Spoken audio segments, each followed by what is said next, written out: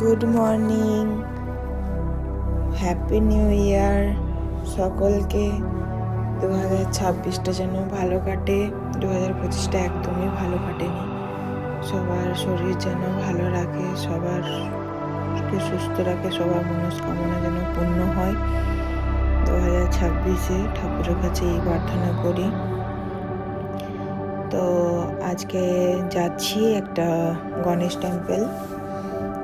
আমরা এখানে একটা হিন্দু মন্দির পেয়েছি বলতে আছে, আমরা জানতাম না, এই ফার্স্ট টাইম যাচ্ছি। তো খুব ভালো লাগছে, বছরের প্রথম দিন শুরুটা পুজো দিয়ে স্টার্ট করবো আর কি। আমরা কলকাতাতেও চেষ্টা করতাম দক্ষিণেশ্বরে বা আদ্যাপীঠ কোথাও যে একটু পুজো দিয়ে আসলে খুব ভালো লাগতো। তো একটু যেতে লেটই হয়ে গেছিলো, যেহেতু আমরা কালকে 31st নাইটে সিটিতে গিয়েছিলাম। ওখান থেকে ফিরতে রাত 3টে বেজে গেছিলো, শুতে 4টে। তো উঠতে একটু লেটই হয়ে গেছিলো, 10টা বেজে গেছিলো। রেডি হয়ে 11টা 11:30 দিক করে বেরিয়েছিলাম। যাই হোক, পৌঁছে গেছি মন্দিরে। আধা ঘন্টার মতো লেগেছিল গাড়িতে। তো মন্দিরটা খুবই সুন্দর, এত সুন্দর সাজানো গোছানো। বাঙালিও ছিল। আমরা পিছন দিকে তাকাচ্ছি, যেহেতু আরও দুজন বাংলাতে আর কি দুজন কথা বলছিল। আমরা এখন যেখানেই বাংলাতে কথা বলা শুনতে পাই, ওখানেই দাঁড়িয়ে তার সাথে একটু কথা বলি।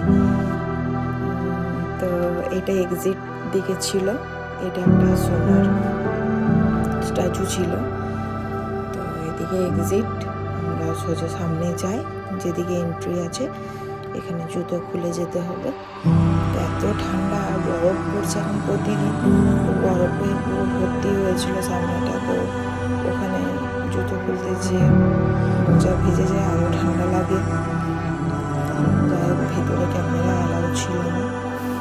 তো ভিতরে অনেকগুলো ঠাকুর ছিল, আমাদের বাঙালিদের যা যা হয়, দুর্গা ঠাকুর, কালী ঠাকুর, লক্ষ্মী, গণেশ, বজরংবলী, জগন্নাথ, অনেক ঠাকুর ছিল। দেখে খুবই ভালো লাগছিল। নবগ্রহর একটা ঠাকুর ছিল, ওই ঠাকুরটাও নবার ঘুরতে হয়।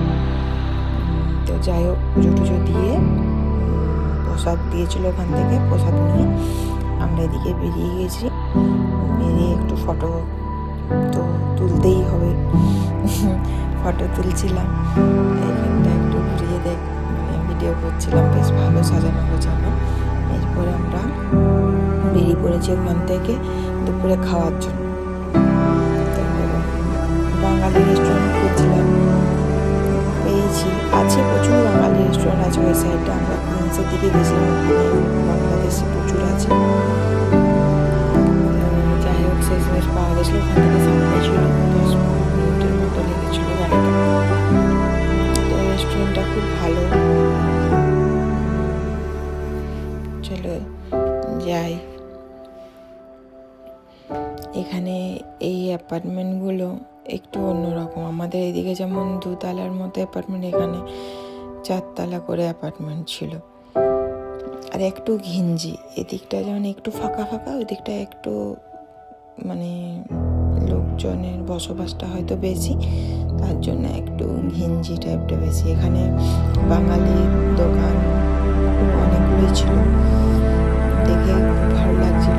যাবো আরেকদিন, ওখানে মন্দিরটাতেও আরেকদিন যাবো। শুধু আজকে একটু ভিড় ছিল বলে ঠিকঠাকভাবে